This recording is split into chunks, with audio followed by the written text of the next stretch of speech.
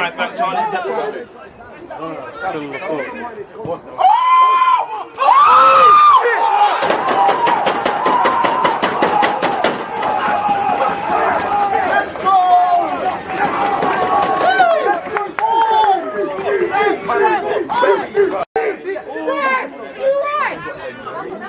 People deluded, I'm back again. Come on, Ian, man. Come on. There's always just that active red flag defending. I think it's like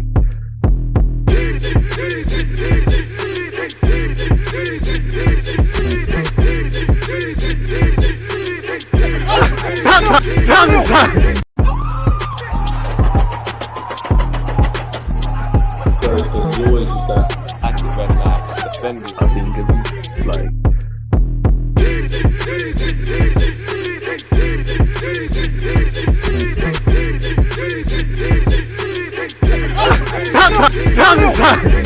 People deluded, I'm back again. Come on, Ian, man. Come on.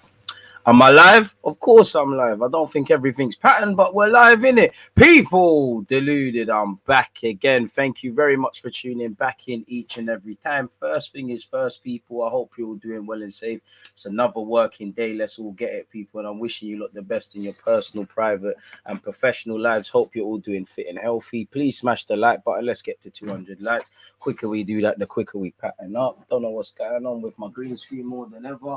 Sorry, people, it's putting me off. Like, wouldn't mind my head in the clouds right now, but yeah, I don't know, man. What's going on there? You know, what's going on? What's going on? We're just gonna have to rock it. I'm gonna have to look like I got half a head in it, people. It is what it is. But yeah, I hope you're all doing well and safe. I hope you're all in good spirits. Get your opinions, talking points, etc. in. I apologize for being a few moments late. I'll pay much of my late subs. I had a long night yesterday, people. I can't lie, and I don't know why, but it feels like I ain't got a voice no more, man. Maybe you should stop shouting when you got to use this for a livelihood. But anyways, pause. Big up DG. Tielemans should have been signed by now if we really wanted him. But obviously, like Basuma, Yuri, and Bruno, Arteta don't really want him. Happy to wait until the end of the window. It could be that Leicester are looking for a replacement first. That's the reason for the delay. But hey, he had about 2 years to look for that 18 months because his contract didn't run out of nowhere, and they have to be briefed on it. You know, no noise is a no signal is a signal. Again, if you've tried to, I imagine, tie Tielemans down, he said no, and his agents have taken you around the houses. Who knows?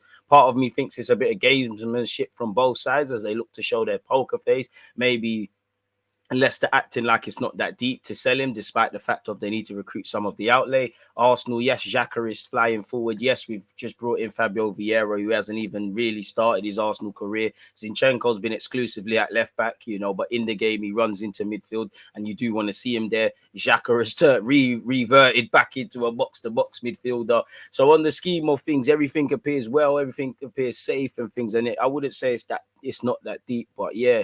Do I think Tielemans transforms our midfield? No, but I think he helps it, and I think we need to look at that. You look at Granit Xhaka, he's contracted until 2024, I believe, with another year at 29 years of age. Now, it looks like the fans, rightly so, drawn a line under the sand. We're moving on with what we're doing, but what's to say Xhaka doesn't want to move on next summer? What's to say last summer when he was linked with Roma, it wasn't a thing where sign a new deal, protect your resale value. I need you here because, you know, you give everything. Then if offers come this year, is what it is. We need to remember Granit is 29. I'm sure he loves Arsenal. I'm sure if we get top four, he wants to be a part of it. I'm sure his family are safe. I'm sure, you know, he's got the gaffer's trust. There's no reason to want to leave your place of work. But a career is short. He never grew up in Finsbury Park. What I personally believe on the face of it, yes, it looks like Arsenal have an improved depth. Yes, it looks like we've got more problems, good problems, but things can change at a blink of an instant. Me personally, I want a midfielder. I'm happy to take Tielemans. I mean, you can wait until next season, but that's not going to help us if injuries start piling up, if we're unable to break a low block down, and etc. etc. I know we had a great preseason. I know it. We're feeling what we're doing. We're trying to do a thing and whatnot, but we need to be wary of drawing conclusions. You know, if 2 games, I wish the Premier League was done in the next 2 games, because we'd probably win it, really, or we're definitely back in the Champions League. We've had a perfect 2 games. But if you draw conclusions from the first 2 games, if you was to look at Arsenal, Spurs, United, Liverpool, Chelsea, there's a lot of conclusions, and there's 36 more game weeks to go. Yes, we appear to have a lot of depth, but when you start to break it down, it's not really that. And as we saw last season, injuries, and our ability to cope with such. If we do not sign a number 8, then for me, you've got to groom Martin Odegaard, Fabio Vieira, even Zinchenko if everyone's fit and we don't require him at left back, long-term Smith Rowe, to all be able to play that position, because the only thing to do is pick it in-house. Xhaka and Partey, I think they have a good partnership. I think that's our first choice pivot. However, I think it does come up short. Some games are going to be better than others. Yeah, we're going to have bumps and bruises, twists and turns, but yeah, man, I'd bring in Tielemans purely because you clearly have admiration for the player. You've clearly done your scan. You've clearly been talking to his personal advisors. It appears that there's no immediate interest, but you never know. When you become a free agent, you become an advisor. And by all means, wait until next summer to get Tielemans. That's great. All I care about is what we're doing for this season. Break down a low block or do certain things, and and there's 20 minutes left of a game in October, a man gonna say, so they're there, don't worry, 2023-24 season, Tielemans might be here. And promises are a comfort to a fool. We could very well do the dirty on Tielemans, get another target this window or next summer, lie to him and say we're doing something else. He could do the exact same thing as well. It looks like Leicester have to let a number of players go. You look at the amount of players that are into their last years of their deal. Get to 200 likes, we can actually look at the Athletic. They've got an article on that.